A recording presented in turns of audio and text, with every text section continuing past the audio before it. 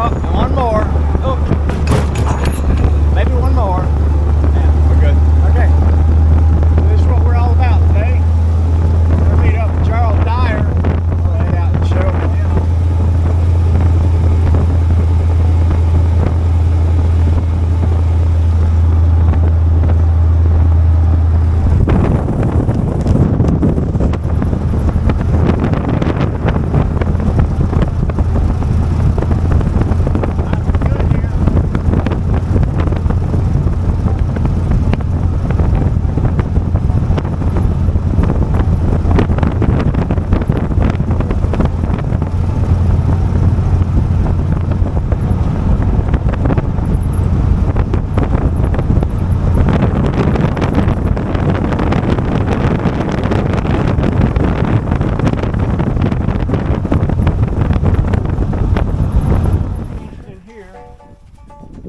I had the Model A, I'd done the valves and everything in the Model A here a while back, had it up to snuff. Yeah.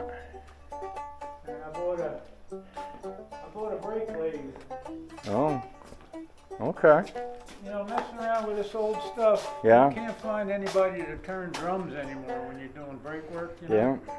Yeah. So I found this on Marketplace, Yeah. and it was local. So that'll do drums or rotors or flywheels or whatever you want to do with it. All right. And then I don't know if you've seen my new Harley there. No, I haven't. That's it's called a Monkey. Yeah.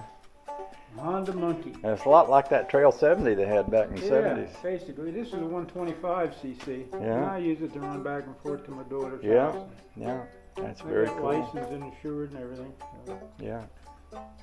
it's fun, but it's small and it's, you know. You need, yeah, a small scooter is kind of neat because a big one is so heavy with our old legs and knees Well, and that's stuff. why I had to get rid of my Harley because I just couldn't, you know, Yeah. handle it anymore. It's You too come to the heavy. point where you're not sure you could keep it up if things got uncomfortable and you had to rely on your legs. And Yep. I kind of figured that I made a mistake and bought that Gold Wing, and I kind of figured out right quick that Yeah, that wasn't a good they're thing. about the same level as a Harley, full dress, you know, Yeah. you get tippy it over and it's kind of rough to get them back up.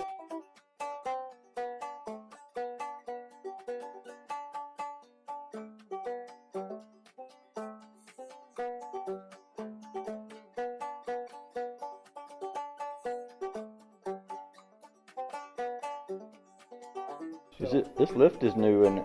No, I had this, sir. Did you really? Yeah. Okay. I just didn't remember. That's one of the first things I put in the shop after I built it. Yeah. Yeah, I got no drivers either. Honey Baby was gonna come, but then she realized that she'd have to miss church. And we have a good church. She didn't want to miss it. Yeah, I've been watching her dance expos there on YouTube. Yeah. How come you ain't dancing? You know, she loves it. I mean, she says she's happiest when she's dancing. Yeah. When I'm dancing, I'm thinking, how much longer I got to do this before I can quit? And plus, I don't teach well. You know, people tells you to take 4 steps this way, and then 2 steps that way, and then 3 steps this way, and after that, I can't remember what they said to do next. You know. So. But she likes it, and I'm happy to just see her having fun. Yeah, that's cool. Yeah. How do you want to ride on down there? I'm ready. See if we can get a... We might get a decent spot. We might get to park on the top row if we hurry. I liked that last year. We got to park up there with all the early people. You know, it worked out good. Well, that thing's going to draw a lot of attention. You're going to get all kind of lookers at that. Good. I need all the attention I can get. What's all the components here? I've got a write-up on it, but the short story is it's a 33 Chevy frame that's boxed and stretched. It's hung suicide mounted front end for 40 Ford front end, 57 Ford 9-inch rear end.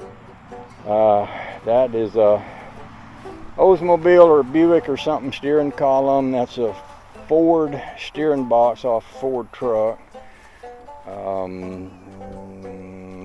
This is a 47 Ford fire truck. Chopped and channeled. The radiator is made out of something that I got off eBay and chopped it again.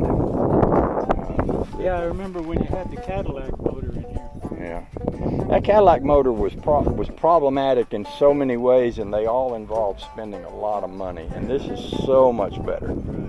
Yeah, fortunate. Cadillac didn't have a hole in the side of the bell housing to get a clutch rod in there because the only straight shift Cadillacs they made was in the ambulances, and those worked with the old LaSalle transmissions. So to get a bell housing and a clutch to work on the back of an old 331 Cadillac, you had to have a hydraulic clutch mounted on the transmission shaft, which meant if that thing went bad, you had to pull the engine out and pull everything apart, and it did go bad, and I paid tons of money for that. I started pricing pistons, rings, inserts, and it's like, well, my mind's spinning here because I can buy so many Chevrolet engines less than I can buy a few parts here. Well, see, that same thing happened with my black truck there. I ran Buick engines in there, nailhead Buick. Yeah.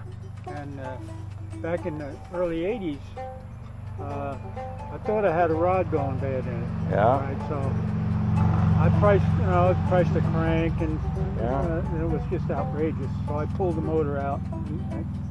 I made the mistake of dismantling the whole truck, and it was apart for 30 years. So I put a Chevrolet motor in it. Yeah. And we're going to a flea market one time, so I said, well, let me pull that Buick motor out from under the bench, and I'll take that and sell it, right? I went to pull it out from under the bench by the fan belt, because the generator and everything was still on. And the crankshaft pulley fell off. Oh, yeah. And that was what my knocking was. Oh, Because okay. the bolt head fell off, Yeah. and the only thing was holding on was the fan belt. How about that? So, Hmm. I like your motor mounts here. Yeah, I thought you would. I put them in there just specifically so that you'd notice them.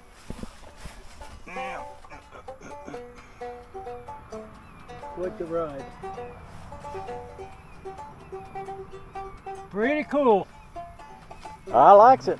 All right, let's motor on down the road. I'll follow you. Okay.